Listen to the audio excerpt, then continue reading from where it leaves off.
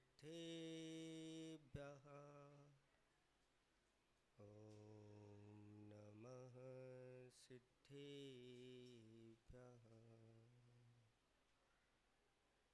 निर्मल जल सामने है जिनका, चंदन से है देव बचन। अक्षत सम अक्षत है श्रद्धा, सुमनो सा सुंदर है तन।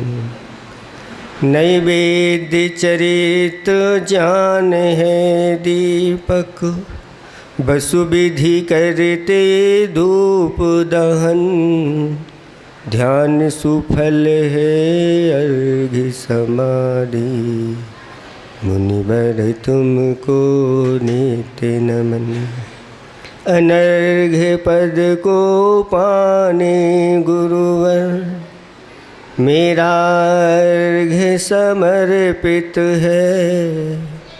एक जीवन क्या सौ सौ जीवन, गुरुवर तुम्हें समर्पित है। ऋषिवर तुम्हें समर्पित है। देखो, मंगलाचरण तो हो गया, लेकिन संस्कारों के अभाव में बच्चों के हाथ भी नहीं जुड़े, है ना। सारे बच्चे हाथ जोड़ लो। हाथ जोड़ करके जयकारा लगाएंगे। देवादिदेव 1008 पटनागंज के बड़े बाबा की। देवादिदेव 1008 चैतन्य चमत्कारी चिंतामणि पारसनाथ भगवान की। देवादिदेव 1008 वर्तमान शासन नायक महावीर भगवान की। परम पूज्य परम उपकारी आचार्य पुबर गुरुवर श्री विद्यासागर जी महामुनिराज की। परम पूज्य 108 नवाचार्य श्री समय सागर जी महामुनिराज की। 3 कम 9 करोड़ मुनिराजों की। परम पूज्य मुनिवर श्री विमल सागर जी महाराज की। मुनिवर श्री अनंत सागर जी महाराज की। मुनिवर श्री धर्म सागर जी महाराज की। मुनिवर श्री भाव सागर जी महाराज की। बच्चों में तो जोश है, बच्चियों में अभी उत्साह दिखाई नहीं दे रहा। आज रैली के लिए एक ऐसा दिन है जो स्वर्ण अक्षरों में लिखा जाएगा। और इन बच्चों के अंदर एक दिन ऐसे संस्कार अभी वर्तमान के पढ़ेंगे, वो जब जागृत होंगे, ये सारे बच्चे बच्चियां रैली का नाम रोशन करेंगे। संस्कार क्या कहलाते हैं, थोड़ा सा आप लोगों को समझना है। संस्कार आपके सामने एक भरा हुआ गिलास रख दिया गया। क्या था उसमें? दूध था। वहीं पर एक गिलास और रखा था, उसमें भी दूध था। एक गिलास वहीं पर और रखा था, उसमें भी दूध था। लेकिन तीनों दूध के गिलास भिन्न भिन्न थे और दूध भी अलग अलग था। एक दूध तो सामान्य था, जिसमें कुछ भी डला हुआ नहीं था। दूसरा दूध भी सफ़ेद रंग का था और उसमें मिश्री डली हुई थी। क्या डली थी? मिश्री। और तीसरा गिलास, उसमें भी दूध था, लेकिन वह सफ़ेद रंग का नहीं, थोड़ा पीला पीला दिख रहा था, क्योंकि उसमें मिश्री के साथ केसर और इलायची और साथ साथ में कुछ उसमें मेवा भी डले हुए थे। आप लोगों से पूछेंगे कि इनमें से कौन सा दूध श्रेष्ठ है? बच्चे सुन रहे हैं कि नहीं? बच्चियां सुन रही हैं कि नहीं? बड़ों को सुने चाहे ना सुने, लेकिन जिनको अभी संस्कार देना है उनको तो सुनना है। क्या सुना बच्चों? 3 गिलास रखे हुए हैं। एक तो सादा दूध है जिसमें कुछ भी नहीं डला, एक गिलास में मिश्री डली हुई है। मिश्री जानते हैं, मीठा मधुर पदार्थ डला, और तीसरे में मधुर पदार्थ के साथ साथ केसर, इलायची और उसमें मेवा भी डले हुए हैं। इन तीनों में से कौन सा दूध पसंद करोगे? तीसरे नंबर का? दूसरे नंबर का भी नहीं। बस यही संस्कार कहलाते हैं।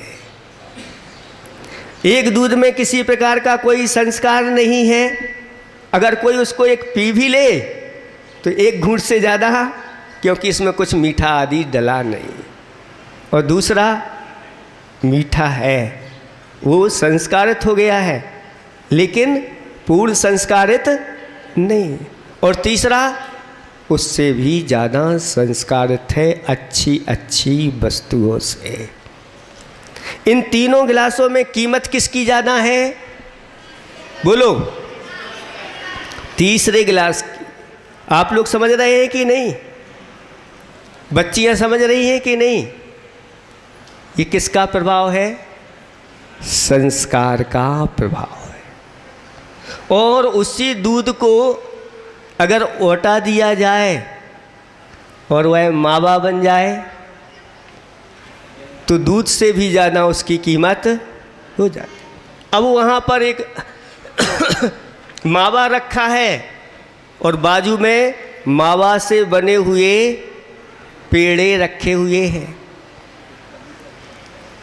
और उन पेड़ों में भी अच्छी आकृति बनी हुई है, और उनमें कुछ ऊपर से अच्छी अच्छी चीज़ें भी लगी हुई है।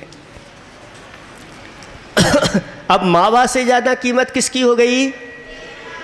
क्यों? संस्कारित हो गया वह मावा। और वही मावा अगर संस्कारित हो जाए,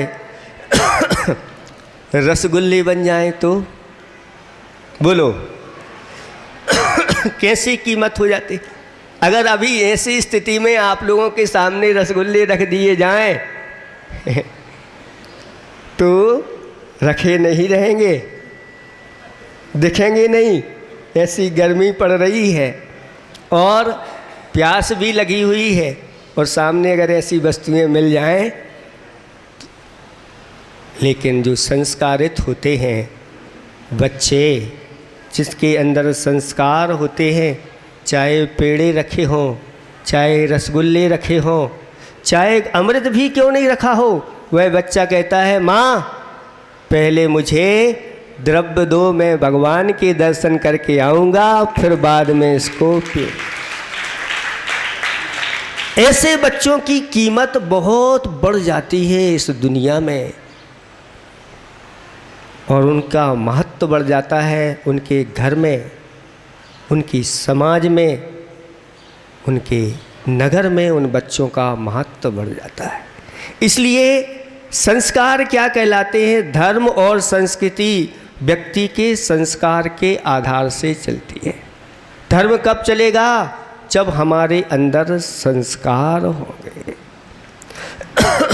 और अगर संस्कार नहीं है तो ना तो धर्म चलेगा, ना ही संस्कृति चलेगी। संस्कृति भी बचने वाली नहीं है।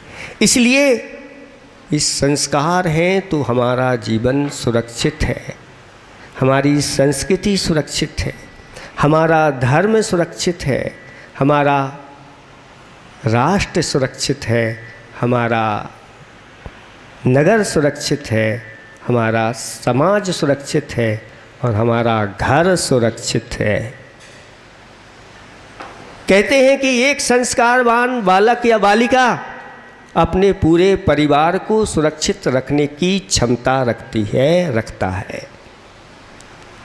और एक संस्कारवान संत पूरे राष्ट्र को सुरक्षित रखने की क्षमता रखता है।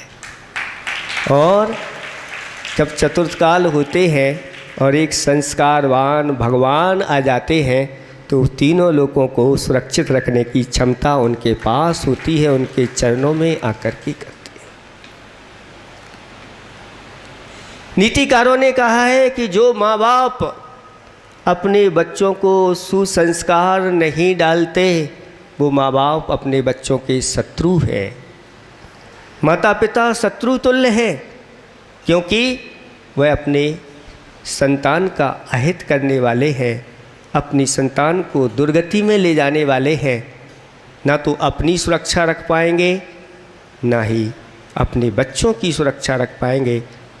ऐसे उन माता पिताओं को हमारा कहना है कि अपने बच्चों के अंदर गुरुओं के द्वारा ये संस्कार देना चाहिए। एक छोटी किसी कथा के माध्यम से देखें, आप लोगों को समझ में आ जाएगा कि संस्कार का प्रभाव क्या पड़ता है। एक गरीब माँ थी, उसका एक बालक था जो युवा हो गया था, विवाह के योग्य, घर में दरिद्रता थी, बालक का विवाह नहीं हो रहा था, घर रहने के लिए भी घर नहीं, खाने के लिए सामग्री नहीं। माँ को पता चला कि नगर में कोई मुनिराज आए हैं और माँ ने उस बच्चे को कहा, जाओ उन मुनिराज के पास जाकर के उनका आशीर्वाद ग्रहण करना, उनसे कुछ संस्कार लेना और उनसे कहना कि हे महाराज, मैं संपन्न हो जाऊं, ऐसा कोई आशीर्वाद या संकल्प मुझे दे देना। वह पहुंच जाता है महाराज के पास और महाराज उसके लिए समझाते हैं और कहते हैं कि आज से एक नियम ले लो कि प्रतिदिन मंदिर जाएंगे, कुछ ना कुछ वस्तु अपने हाथ में लेकर के जाना, जो भी हो, और अच्छे से भगवान के दर्शन करना। कैसे भगवान के दर्शन करना? तो तिलक लगा करके भगवान के दर्शन करना। क्या करना? तिलक लगा करके भगवान के दर्शन करना। बच्चों को पता है कितने स्थानों पर तिलक लगाया जाता है? बताओ, कोई बच्चा को पता है कितने स्थानों पर तिलक लगाया जाता है? एक बच्चा खड़ा है, उसको पता है। हाँ, बताओ कितने स्थानों पर? 9 स्थानों पर ये तिलक लगाया जाता है। कहाँ कहाँ? तो ये तो अभी लगा लिया, यहाँ पर दोनों कर्णों में और गले में, हृदय में, नाभि में, दोनों बाहुओं में और पीठ में और आगे जाकर की ओर। ऐसे स्थानों पर 9 स्थानों पर लगाया जाता है। और वह जब तिलक लगाता है उस समय वह 9 देवताओं को याद करते हुए तिलक लगाता है और 9 देवता उसके अंदर वो क्या हो जाते हैं? स्थित हो जाते हैं। और ऐसे बच्चे बच्चियाँ जो हैं वह सुरक्षित हो जाती हैं, सुरक्षा कवच से युक्त हो जाती। तो कह दिया कि प्रतिदिन दर्शन करना भगवान के और तिलक लगा करके करना, एक दिन तुम्हारे बहुत अच्छे दिन आ जाएंगे। बच्चा प्रतिदिन करने लगा, बहुत दिन तक किया लेकिन कुछ हुआ नहीं। उदास होकर के फिर पुनः महाराज के पास पहुंच जाता है। वो कहता है, महाराज आपने कहा था कि सब अच्छा हो जाएगा लेकिन कुछ हुआ नहीं। तो महाराज ने फिर समझाया, बेटा तेरा तीव्र कर्म का उदय चल रहा है, थोड़ा धैर्य रख, इस क्रिया को प्रतिदिन करता रहे। और वह क्रिया को प्रतिदिन करता रहा। एक दिन मंदिर से वापस लौट रहा था, खुशी खुशी नहीं, उदास होकर के कि कुछ हुआ ही नहीं। महाराज ने बताया तो था लेकिन उस नगर में उस नगर का जो राजा था, उसकी जो राजकुमारी थी, उसका स्वयंवर चल रहा था। सभी लोग उसी ओर जा रहे थे, अंदर किले के अंदर सभा में, और यह बालक भी उसी ओर पहुंच गया और आम सभा में जाकर के खड़ा हो गया और दृश्य देख रहा है कि कुर्सियों पर अनेक राजकुमार बैठे हुए हैं, सजे धजे हुए हैं, एक से एक वस्त्र आभूषण पहने हुए हैं, मुख में पान आदि खाए हुए हैं सब सुंदर लग रहे हैं। और वह राजकुमारी माला लेकर के एक एक राजकुमार के सामने जा रही है और एक चक्कर लगाया, 2 चक्कर लगाए, 3 चक्कर लगाए, लेकिन माला किसी के गले में नहीं डाली। जब किसी को नहीं चुना तो फिर नंबर कहाँ आता है? जो आम भीड़ खड़ी होती है, उस आम भीड़ में से भी अगर चुनना चाहे तो चुन सकती है। वहाँ से उतर करके आई और माला लिए हुए वह देखती गई, और जो बालक युवा तिलक लगाए हुए खड़ा हुआ था, उसके माथे पर तेज था, बड़ी प्रसन्न मुद्रा में खड़ा हुआ था, शांत था, बहुत सज्जन लग रहा था। और उस राजकुमारी ने जाकर के उसके गले में माला डाल दी। सब देखते रह गए, राजा भी, राजकुमार भी और बड़े बड़े लोग आए थे, आश्चर्यचकित, ये इसने किसको वर्ण कर लिया। लेकिन अधिकार दिया गया था, उसने अपने अधिकार का उपयोग कर लिया। राजा ने बेटी को बुलाया और पूछा, बेटी तुम्हारे लिए इतने अच्छे अच्छे राजकुमार पसंद नहीं आए, आखिर क्यों, क्या बात?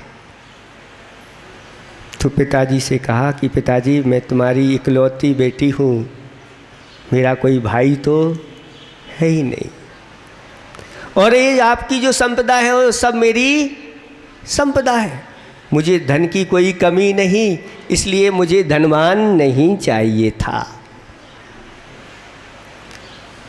इसलिए मैं जब स्वयंवर के लिए माला उठाते हुए यहाँ पर आ रही थी, उसी समय मैंने संकल्प लिया था कि जो व्यक्ति चंदन का तिलक लगा करके खड़ा होगा या बैठा होगा, मैं उसके गले में वरमाला डालूंगी।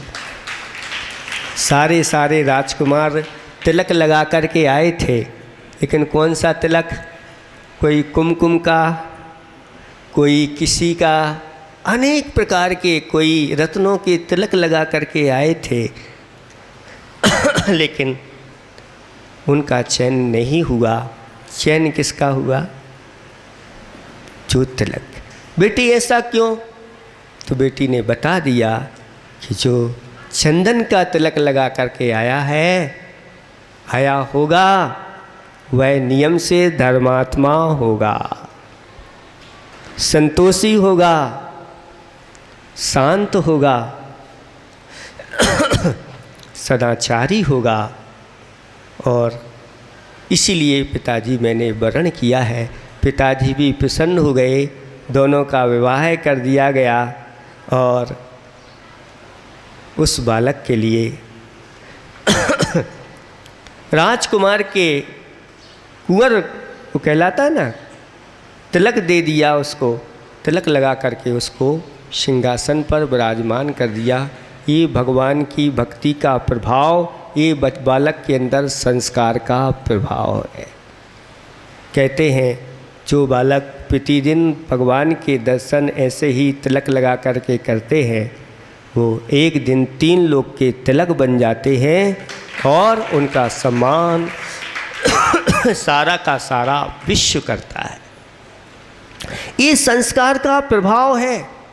इसलिए इन बच्चों को ऐसे संस्कार माता पिता के द्वारा, अपने गुरुजन हैं उनके द्वारा पाठशालाओं में ये संस्कार दिए जाते हैं। एक पाठशाला का बालक जिसने धर्म की कुछ शिक्षा ग्रहण की थी। बच्चों इधर उधर नहीं देखो, अच्छे से सुनो। वह बालक जो बुद्धिमान था उसकी चर्चा राजा के पास पहुंच गई। उस बालक को राजा के पास उपस्थित किया गया और उस बालक की परीक्षा के लिए राजा ने कहा, क्यों बालक, तुम जानते हो चक्रवर्ती कौन होता है?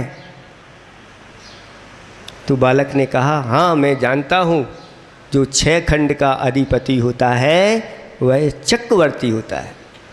राजा बहुत प्रसन्न हो गया कि इसको ये भी पता कि चक्रवर्ती कौन होता है। राजा ने पूछा, क्यों बेटे, तुम चक्रवर्ती बनना चाहते हो? तो बेटा कहता है, हाँ मैं चक्रवर्ती बनना चाहता हूँ। तब राजा कहते हैं, तुम्हारे पास कुछ ग्राम भी नहीं है, हथियार भी नहीं है, सेना भी नहीं है, कुछ धन धान आदि नहीं है, फिर तुम कैसे चक्रवर्ती बन पाओगे? कैसे 6 खंड के ऊपर विजय प्राप्त करोगे? तो बालक ने, ध्यान से सुनना सभी लोग, क्या उत्तर दिया? राजन, मैं वो वाला चक्रवर्ती नहीं बनना चाहता हूँ, मैं वो वाला चक्रवर्ती बनना चाहता हूँ। कौन सा? वो वाला चक्रवर्ती नहीं बनना चाहता हूँ, मैं तो वो वाला चक्रवर्ती बनना चाहता हूँ। राजा कहता है, ऐसे वो वाले चक्रवर्ती कौन? तो उसने कहा, सुनो राजन, मैं 5 मलेच्छ खंड पर और 1 आर्य खंड पर चक्रवर्ती वो वाला विजय प्राप्त करता है। मेरी 5 इंद्रियां 5 मलेच्छ खंड हैं और मेरा मन आर्य खंड है। मैं इनको जीत करके चक्रवर्ती बनना चाहता हूँ। ये है संस्कारों का प्रभाव। राजा के सामने इस प्रकार की जब बात की तो राजा ने उसकी पीठ ठोक दी, वास्तव में तू चक्रवर्ती बनने लायक है। कम्मे सूरा सो धम्मे सूरा, धम्मे सूरा सो कम्मे सूरा। इनमें सभी सूर होते हैं जो संस्कारवान हुआ करते हैं। बालक की फिर पुनः परीक्षा ली गई। राजा ने कहा, मैं तुम्हारे ऊपर बहुत प्रसन्न हूँ, तुम्हारे लिए ये आधा राज देते हैं। तो वह कहता है, राजन मुझे आधा राज्य नहीं चाहिए। राज समाज महाअग कारण। जब राज्य ही इस प्रकार से पाप के लिए कारण होता है तो आधे राज्य में तो बहुत विकल्प होते हैं। राजन मुझे आधा राज्य नहीं, मैं तो पूरा राज्य प्राप्त करूंगा। पूरा राज्य कौन? मैं तो 3 लोक का राजा बनूंगा, 3 लोक का राज्य प्राप्त करूंगा। ऐसी बात की और कहता है, मैं तो जाकर के अब संयम धारण करूंगा। तो राजा कहता है, रुको, तुम अकेले नहीं जाओगे, मैं भी तुम्हारे साथ चलूँगा। एक बालक इतना बड़ा प्रभाव डाल सकता है, छोटा बड़ा नहीं। गुण की कीमत होती है, बुद्धि की कीमत होती है। इसलिए इन बच्चों के अंदर ऐसे ही गुण और संस्कार बच्चियों के अंदर पढ़ना चाहिए, क्योंकि ये बहुत बड़े पुण्य को बढ़ाते। आज कितने बच्चे हैं जिन्होंने प्रथम बार अभिषेक किया? हाथ उठाएं। जिन्होंने प्रथम बार अभिषेक किया, पहले कभी अभिषेक नहीं किया। बहुत अच्छे 3-4 बच्चे हैं जिन्होंने आज पहली बार आकर के यहाँ और भी बच्चे हाथ उठ रहे हैं जिन्होंने अभिषेक किया, कहते हैं। और कितने बच्चे आज हैं जिन्होंने आज के दिन अपनी तरफ से ये शांति धारा और अभिषेक की बोली अपनी तरफ से ली। किन बच्चों ने ली थी? जरा हाथ उठाएं। ये बच्चे, इस प्रकार के बच्चों के अंदर का देखा जाता है कि ये आगे जाकर के क्या बनने वाले हैं। अगर बच्चों के अंदर दान की भावना उत्पन्न हो गई समझ लेना ये दानी सेठ बनेगा। और दानी सेठ जब बनेगा जब उसके यहाँ धन होगा, यानी धनवान सेठ तो बनेगा ही, तभी तो वह दान करेगा। इनके माध्यम से पहचान होती है। तो बच्चों के अंदर और बच्चियों के अंदर संस्कार होना चाहिए। 8 वर्ष या 7 सवा 7 वर्ष हो जाते हैं, गर्भ से मिलाकर के 8 वर्ष के अगर हो जाते हैं तो यह संस्कार प्राप्त करने की योग्यता बच्चे और बच्चियों के अंदर आ जाती है। और माता पिता को श्रीफल ले जा कर के और गुरुओं से कहना चाहिए अब इसको ऐसे संस्कार दो कि यह कभी नरकों में ना जाए, ये त्रियंचों में ना जाए, ये कभी दुर्गति को प्राप्त ना हो, ये खोटी संगति में ना जाए। ऐसे संस्कार इसके अंदर डाल दो। और मुनिराज उसको कुछ नियम संकल्प के माध्यम से बांध देते हैं और बच्चा सुरक्षित हो जाता है। आप अपने बच्चों को सुरक्षित कराना चाहते हैं कि नहीं कराना चाहते? बोलो। है? आवाज़ नहीं आ रही है? कराना चाहते हो? आप लोग हुए हैं संस्कार की नहीं 8 वर्ष अंतर्मुहूर्त में? माताएं हुई 8 वर्ष अंतर्मुहूर्त में संस्कारित? नहीं हुई। बहनें हुई? कोई नहीं हुई। क्यों? किसी ने बताया ही नहीं। कौन बताएगा? तो ये गुरुओं की कृपा ही होती है। शास्त्रों में इन सब का वर्णन है और इस प्रकार से किस प्रकार से कैसी क्रिया कहते हैं। तो आज उस प्रकार की संतान क्यों नहीं प्राप्त हुई? एक माता पिता ने अपने बालक को आशीर्वाद दिया और वह 8 वर्ष के बाद वह महाराज के द्वारा संस्कारित हुआ और उस बालक ने ऐसा नाम किया कि दुनिया के हृदय में वह बालक हमेशा हमेशा के लिए विराजमान हो गया। वह बालक विद्याधर था। कौन था? विद्याधर, जिसके अंदर ऐसे संस्कार डाले गए। वह संस्कार तो हमारा ये कहना है कि आप ज़रूरी नहीं कि महाराज बनो, आचार्य बनो, लेकिन अपने अंदर इतने संस्कार तो आपके अंदर आ जाएं, आप दुर्गति के पात्र नहीं बनो। इसलिए बच्चों के अंदर, बच्चियों के अंदर आज, और अगर चाहें तो बड़े लोग भी आज आशीर्वाद के रूप में उनको भी हम ये क्या करना है, जैसे ही 8 वर्ष अंतर्मुहूर्त के हो जाते हैं उनके लिए कहा गया है कि अब इन कुछ खोटी चीज़ों का त्याग करना है। अच्छी चीज़ें तो बाद में, पहले जैसे कोई भिखारी है और भीख मांगने के लिए आया, कटोरा उसका, उसमें धूल ही धूल थी, और जिसके यहाँ मांगने के लिए गया था वह खीर लेकर के आया, और जैसे ही खीर उस कटोरे में डालने लगा, पीछे उसने अपनी खीर कर ली, मैं अब इसमें खीर नहीं डालूँगा, दो ना। वे नहीं देता। क्यों? क्योंकि इसमें धूल लगी हुई है और इसमें अगर हम ये खीर डाल देंगे तो खीर खराब हो जाएगी, वह किसी काम की। तो बोलो आपके अंदर अच्छे संस्कार डाल दें,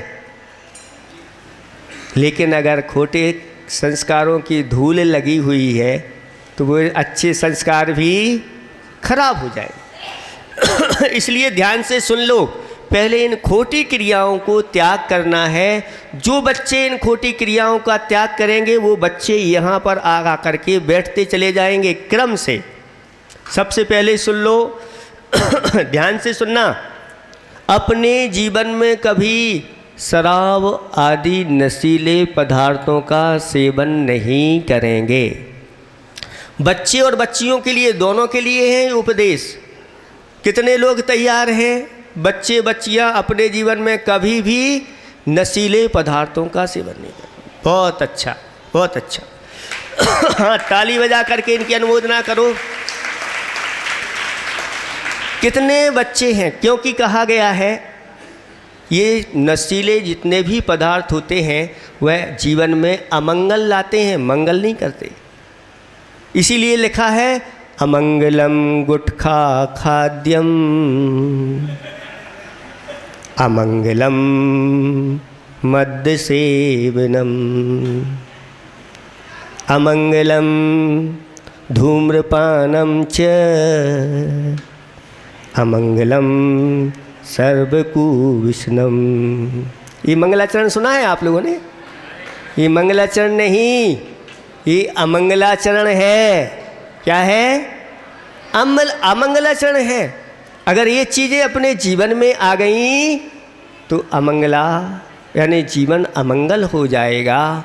इसलिए अपने जीवन में कभी नशीले गुटखे नहीं, नशीले शराब आदि नहीं और नशीले धूम्रपान आदि नहीं करेंगे। सभी लोग संकल्पित हैं, बड़े लोग तो नहीं हैं, बड़े लोग भी हैं, उनके साथ बड़े लोग भी हाथ उठा सकते हैं। महिलाओं में भी इस प्रकार की चीज़ें आने लगी हैं, चुपचाप वह गुटखा मंगवा लेती हैं और दबा करके सो जाती हैं, किसी को पता नहीं। लेकिन हम लोगों के पास खबर आ जाती है कि हमारी मम्मी गुटखा दबा करके, इसलिए आप लोगों के अंदर भी वो विकृति ना आ जाए। महिलाओं में भी ये प्रवृत्तियाँ धीरे धीरे बढ़। ऐसा है क्या? आप लोगों ने देखा नहीं होगा, हमने तो देखा भी है ना। इसलिए ये होना। चलो एक हो गया। अब दूसरे नंबर का सुने। अपने जीवन में कभी अंडा मांस मछली का सेवन नहीं करना, क्योंकि जो इन वस्तुओं का सेवन करता है वह इन्हीं में जाकर के उत्पन्न होता है। मछली बनता है, बकरा बकरी बनता है, मुर्गा मुर्गी बनता है, और जैसे जैसे उन वस्तुओं का या उन जीवों का मांस होता है उनमें कितनी बार उत्पन्न होता है। शास्त्रों में लिखा है कि उस पशु के अंदर जितने बाल होते हैं, रोम होते हैं, मुर्गे के अंदर कितने बाल होते हैं गिन सकते हो? इतनी बार उस पर्याय में जाकर के बार बार मरना पड़ता है। इसलिए ऐसे पदार्थों का सेवन करेंगे क्या आप? हैं? ये पदार्थ तो आप सेवन नहीं करेंगे ना पक्का? बच्चे बोलो, अंडा मांस मछली का सेवन करोगे क्या? नहीं करोगे? बहुत अच्छा, ये तो सेवन नहीं करोगे, लेकिन जिसमें ये वस्तुएं डली हैं उसका सेवन करोगे कि नहीं? मिली हुई वस्तुएं तो खा लोगे ना, है ना? खा लोगे? नहीं खाओगे? लेकिन आज वर्तमान में सुन लेना अच्छी तरह से। पिग नाम सुना है? पिग किसे कहते हैं? सूकर। अगर आपको ऐसे धोती दुपट्टा में कोई सूकर छू ले तो क्या करोगे? बोलो क्या करोगे? आवाज़ अच्छे से नहीं आ रही। स्नान करोगे, नहाओगे, और अगर वही सूकर की चर्बी किसी पदार्थ में डली है और उसको अच्छी तरह से आप खा रहे हो तो आप शुद्ध कहलाओगे कि अशुद्ध? तन भी अशुद्ध, मन भी अशुद्ध, वचन भी अशुद्ध और आत्मा भी, चेतन भी अशुद्ध। ऐसी बहुत सारी वस्तुएं हैं जिनमें ये वस्तुएं डली रहती हैं। आप लोग देख लेना लिस्ट, पाठशाला में बताते होंगे, आप लोग के नहीं बताते। इनमें पिग फैट रहता है, और जिसमें पिग फैट रहता है वो छूने योग्य नहीं है, घर में कभी आना नहीं चाहिए। ऐसी भी चीज़ें हैं। जिंदा सूरों के लिए ट्रक भर भर के आते हैं, सूकर पालन होता है, और बड़े बड़े कटर लगे हुए हैं। जैसे आपके यहाँ गेहूँ जाते हैं और पिस कर के आ जाते हैं, ऐसे वह सूकर उनमें जाते हैं और उनका लिक्विड बन कर के आ जाता है जिंदा सूरों का, और उनमें आटा मिला कर के और कुछ चीज़ें तैयार हो जाती हैं। हम उनका नाम नहीं ले रहे, नाम लेंगे तो आप कहोगे कि क्या है ये। आपके घर में आ जाती हैं ऐसी चीज़ें, आपके बर्तनों में पक जाती हैं और बच्चों को आप खिलाते हैं, स्वयं भी खा लेते हैं।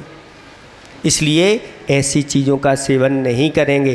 कितने लोग तैयार हैं कि आज से मांस, अंडा, मछली आदि का सेवन नहीं, और ये वस्तुएं जिसमें डली हैं उन वस्तुओं का भी सेवन नहीं करेंगे। जो बच्चे तैयार हैं उनके लिए ही संस्कार दिए जाएंगे, क्योंकि हमारा संस्कार जो है सब गड़बड़ हो जाएगा। ये चीज़ बहुत अच्छा। अब तीसरे नंबर पर सुने, तीसरे नंबर पर है मधु, हनी। जानते हैं आप लोग क्या कहलाती है? शहद। इस शहद खाने से कहते हैं 7 ग्राम मेषु दग्धेषु पापम यत जायेत, ऐसा कहा। 7 गांव के जलाने का पाप लगता है। यह मधुमक्खियों का उगाल है। मधुमक्खियाँ जाती हैं, रस चूसती हैं, उगल देती हैं। आपने आम का रस चूसा और एक प्लेट में उगल दिया, कौन खाएगा? कोई बच्चा खाएगा? ऐसे ही मधुमक्खियाँ उसको चूसती हैं, उगल देती हैं, और उसी पर 1 नंबर और 2 नंबर अलग से नहीं उनकी व्यवस्था बनाई कोई, उसी के ऊपर 1 नंबर और 2 नंबर भी करते हैं। उसमें सब मिक्स हो जाता है, 1-2 नंबर भी मिल करके उसमें मधु बन जाता है, यानी मीठा हो जाता है। जैसे गुड़, गीला गुड़ है और गीले गुड़ के ऊपर अगर आप पीली मिट्टी की धूल डाल लोगे तो वह भी मीठी हो जाती है। ऐसे ही भी 1-2 नंबर सब उसी में मिल करके वह मधु का रूप बन जाते हैं। इसलिए ऐसी मधु का सेवन ये दुर्गति में ले जाने वाला, नरकों में ले जाने वाला, त्रियंचों में ले जाने वाला है, इसलिए इसको सेवन नहीं करना। कितने लोग तैयार हैं इस तीसरे नियम के लिए? बहुत अच्छा, बड़े लोग भी तैयार हैं। हाँ, बहुत।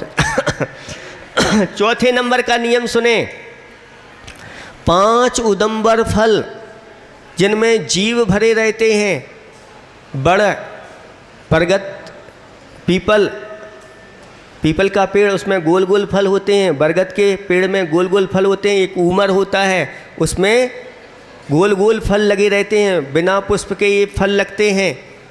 और एक कठूमर होता है। अंजीर आपने नाम सुना है, वो अंजीर गोल गोल रहता है, सूखा हुआ, वही फल है। वो 5 उदंबर फलों में एक फल माना गया है। ये 5 उदंबर फल, इनको खाने से मांस आदि का दोष लगता है, जीवों की राक्षसी उसमें भरी रहती है, साक्षात जीवों को खाने जैसा पाप लग जाता है। इसलिए ये 5 उदंबर फलों का कभी सेवन नहीं करेंगे। कितने लोग तैयार हैं? बहुत अच्छा, बहुत अच्छा, बहुत अच्छा। अब 6वां नियम सुने, 4 हो गए, 5वां नियम सुने। जिस जीव ने अपना कुछ भी बिगाड़ा नहीं, ऐसे जीव को कभी हम मारेंगे नहीं। जैसे सर्प जा रहा है, उसने कभी हमारा कुछ बिगाड़ा ही नहीं और उसको मारने लग गए, तो मारोगे क्या? छिपकली है, उसने आपका कुछ बिगाड़ा नहीं, उसको मारोगे क्या? कुछ ऐसी चींटी जा रही है, उसने कुछ आपका बिगाड़ा नहीं, उसको मार दोगे क्या? मक्खी है, उसने आपका कुछ बिगाड़ा नहीं, तो मार दोगे क्या?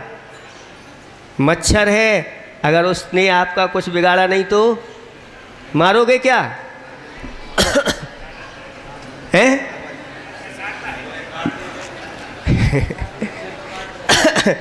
ये देखो, ये कह रहे हैं अगर महाराज उसने काट दिया तो। सुनो, अभी आज एक बात हम आपको सुनाते हैं। एक व्यक्ति के हाथ पर मच्छर बैठा और उसमें नस में से उसने से क्या निकाल लिया? खून निकाल लिया। और उस मच्छर को देख कर के वह कहता है, मच्छर ने मेरा खून पिया, ये उसका जुनून था। मच्छर ने मेरा खून पिया, ये उसका जुनून था। मैंने उसको इसलिए नहीं मारा कि उसमें मेरा खून था।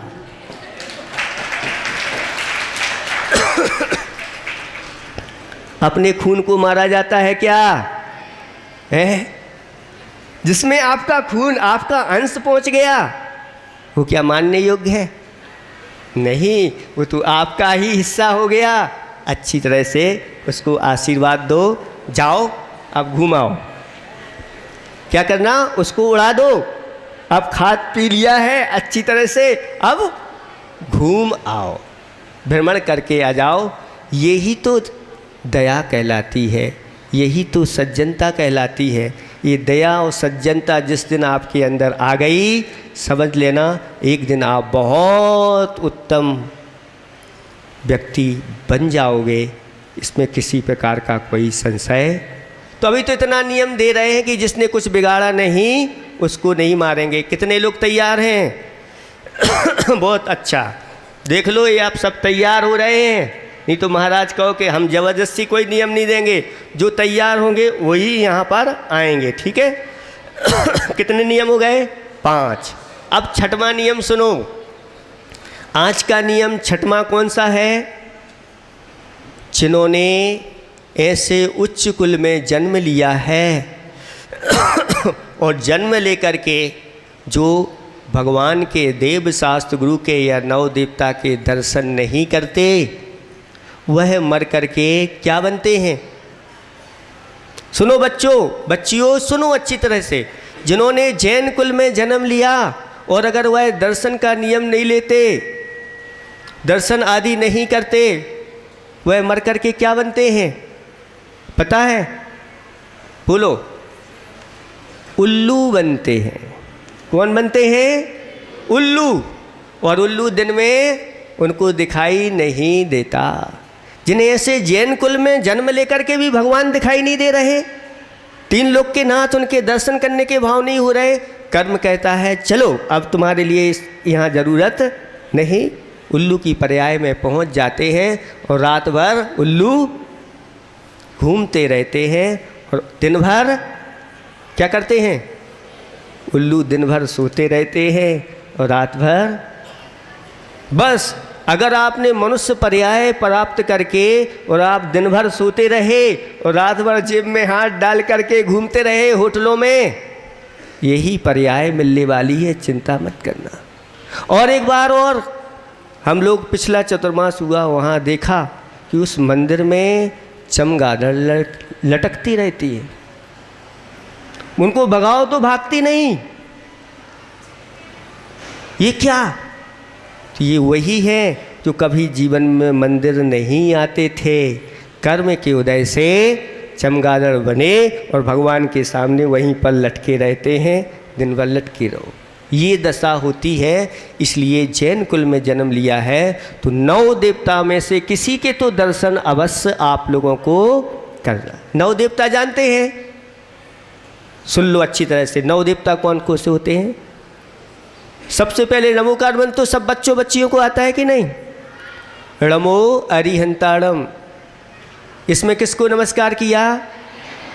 कौन से अरहंतों को? लोक के सभी अरहंतों को। लोक के सभी अरहंत कौन? भूत यानी अतीत काल में, पास्ट में जितने हो चुके उन अरहंतों को, वर्तमान में जितने हैं उन अरहंतों को, और भविष्य में होंगे उन सभी अरहंतों को नमस्कार किया गया। तो अरहंत परमेष्टि, फिर सिद्ध परमेष्टि, लोक के सभी सिद्ध परमेष्टि, फिर आचार्य परमेष्टि, लोक के सभी आचार्य परमेष्टि, और लोक के सभी उपाध्याय परमेष्टि, और लोक के सभी ये 5 परमेष्टि। फिर जिन धर्म क्या कहलाता है? रत्नात्रय रूप धर्म, उत्तम क्षमा आदि 10 लक्षण रूप धर्म, ये जिन धर्म कहलाता है। फिर जिनागम यानी जिनवाणी, ये जिनागम कहलाती है। फिर जिन चैत्य किसे कहते हैं?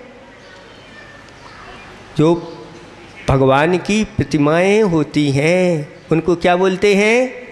जिन चैत्य कहलाते हैं। और जो जिन की भगवान की प्रतिमाएं जहाँ पर विराजमान रहती हैं वो क्या कहलाता है? जिन चैत्यालय। ये 9 देवता हैं। इन 9 देवताओं के प्रतिदिन हम दर्शन करेंगे। ये मूल गुण आपके अंदर, इस श्रावकों के लिए अंदर 8 वर्ष अंतर्मुक्त के बाद ये मूल गुण अवश्य आना चाहिए। तो कितने बच्चे तैयार हैं, कितनी बच्चियां तैयार हैं? पहले सुन लेना। सिर्फ हम 9 देवता का दे रहे हैं, अकेले देव दर्शन नहीं दे रहे, इसको समझ लेना। अगर कोई बच्चे मान लो देव दर्शन नहीं कर पाए तो मंदिर के शिखर दर्शन कर लेंगे तो भी उनका मान हो जाएगा। अच्छी तरह से सुनना। ये नियम आप दुनिया में कहीं भी चले जाओगे, इसका पालन आपका हो जाएगा। सुनो बच्चों, देव दर्शन का सुनो नियम कैसा दे रहे हैं। जहाँ पर जिनालय है वहाँ पर तो हम जाएंगे। अगर मान लो जिनालय बंद हो गया तो हम देव दर्शन कैसे करेंगे? तो जिनालय के भी दर्शन कर लोगे तो भी मान्य हो जाएंगे, शिखर के दर्शन भी हो जाएंगे तो भी मान्य हो जाएंगे। अगर वो भी नहीं, कहीं मान लो वहाँ पर मंदिर नहीं, तो कैसे दर्शन करोगे? तो जिनवाणी के दर्शन से भी आपका नियम पालन हो जाएगा, क्योंकि नौ देवता में है। और अगर मुनिराज के दर्शन हो गए, आचार्य परमेष्टि के दर्शन हो गए, उपाध्याय परमेष्टि के दर्शन हो गए, तो भी आपका नियम हो जाएगा। और अगर वो भी नहीं हो पाए तो जहाँ जहाँ अरहंत सिद्ध विराजमान हैं उनको यहीं से नमोकार मंत्र पढ़ करके नमस्कार कर देना, आपका नियम पालन हो जाएगा। इतना तो करना पड़ेगा। इतना नहीं करोगे कि नमोकार मंत्र नहीं पढ़ा तो वह नहीं माना जाएगा। तो कितने तैयार हैं इस नियम के लिए भी? बहुत अच्छा, बहुत अच्छा। अब देखना, इतने नियमों में तो कोई कठिनाई नहीं, अब थोड़े से कठिन नियम आने वाले हैं। 7वें नंबर का नियम है रात्रि में भोजन नहीं करना। रात में भोजन करने वाले मर कर के सूकर, कूकर, बिल्ली, कौआ, गिद्ध, सांप, अजगर ऐसी कुत्ता बिल्ली आदि पर्यायों में वह उत्पन्न होता है, निम्न पर्यायें उसको प्राप्त होती हैं। इसलिए रात्रि में किसी भी प्रकार का अन्न सेवन नहीं करना चाहिए, किसी प्रकार का भी भोजन नहीं करना चाहिए। सही नियम तो ये है, चूँकि अब ये बालक हैं इसलिए इनको पूरा तो नहीं दे सकते, लेकिन रात्रि में अन्न की वस्तु ग्रहण नहीं करेंगे। दाल, रोटी, सब्जी जो है उसका भक्षण नहीं करेंगे, बाकी सब चीज़ों का त्याग नहीं कराएंगे। कितने बच्चे तैयार हैं इसके लिए? बहुत। अन्न की वस्तु नहीं है ना, बाकी और चीज़ों का त्याग नहीं कराया जा रहा। बहुत अच्छा।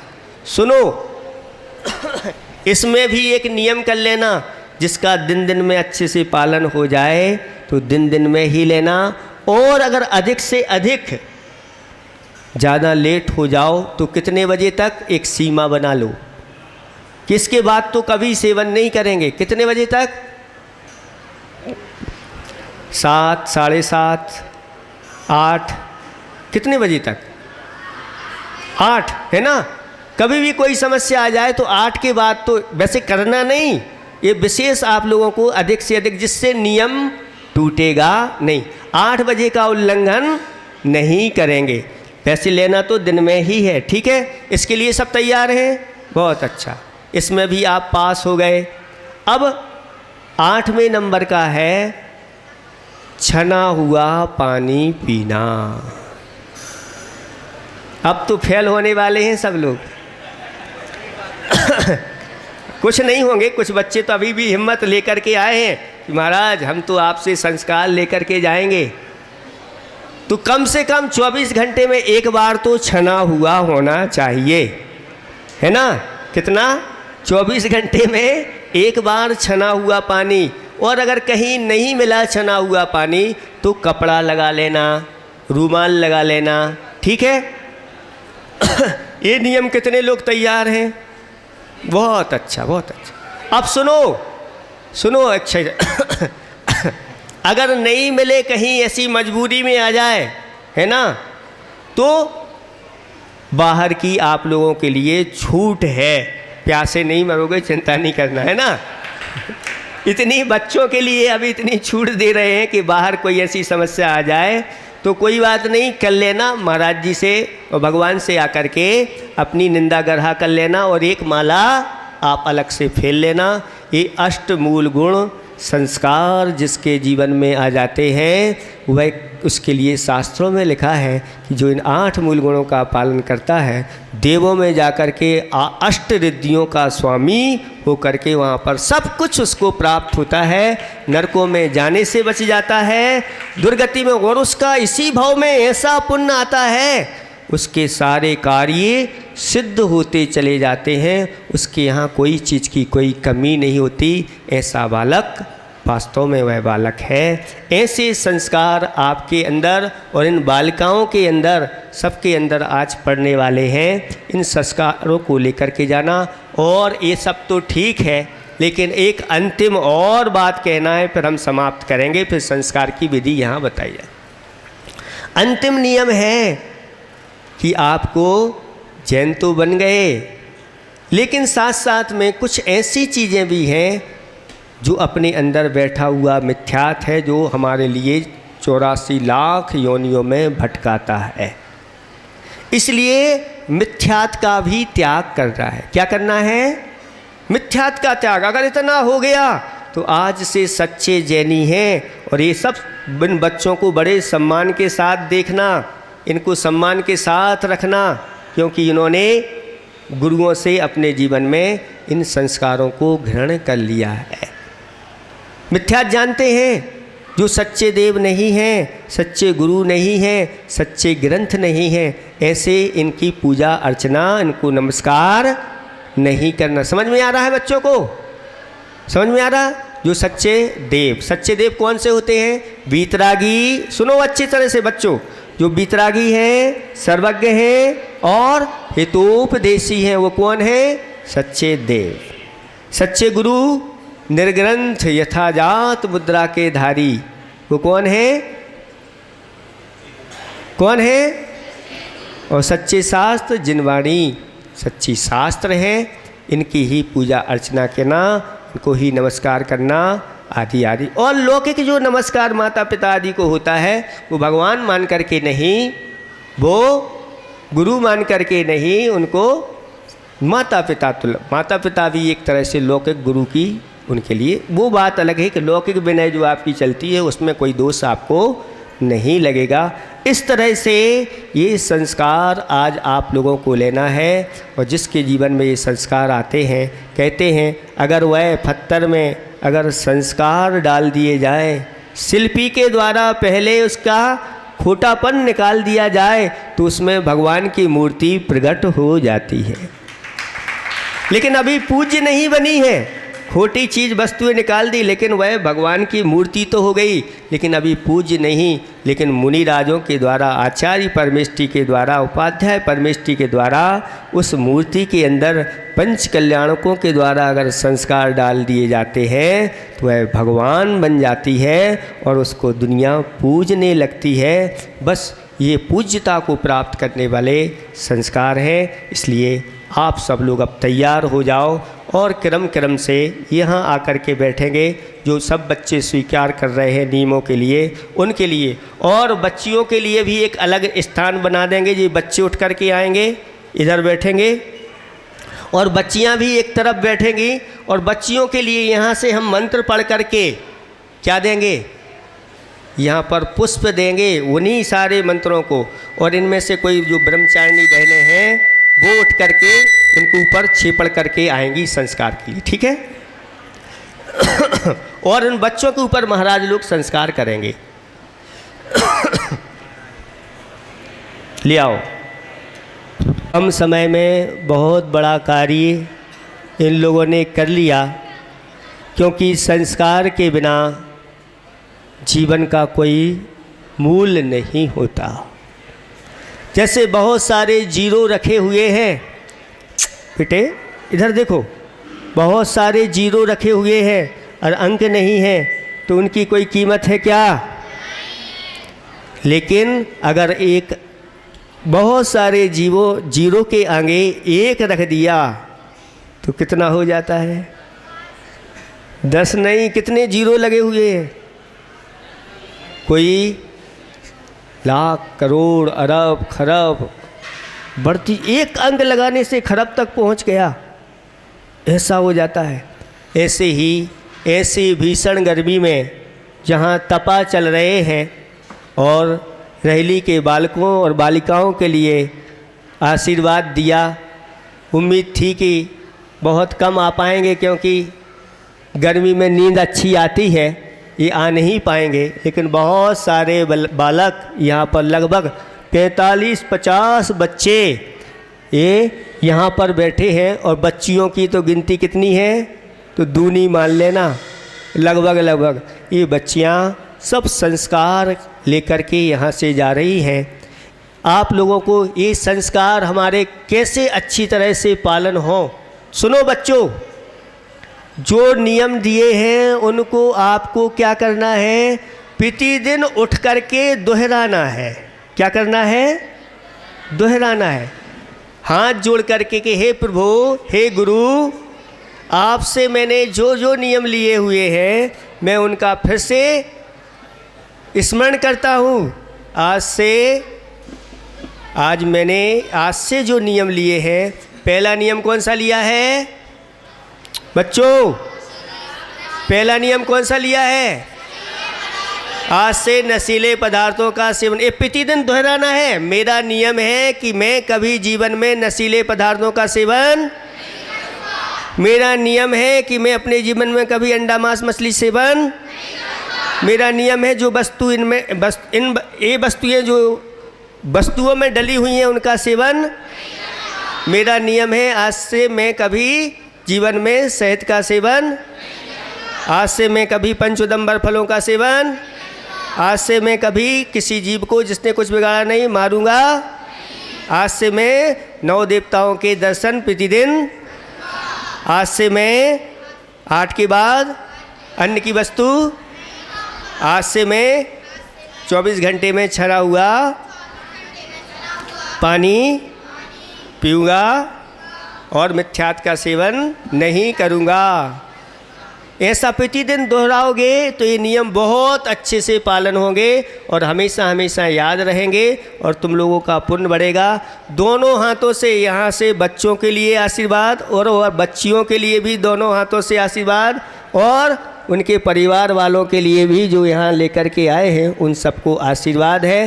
परिवार वालों का भी कर्तव्य है बालकों को बार बार इन नियमों का स्मरण कराएं और अच्छी तरह से इन बच्चों का नियम का पालन हो।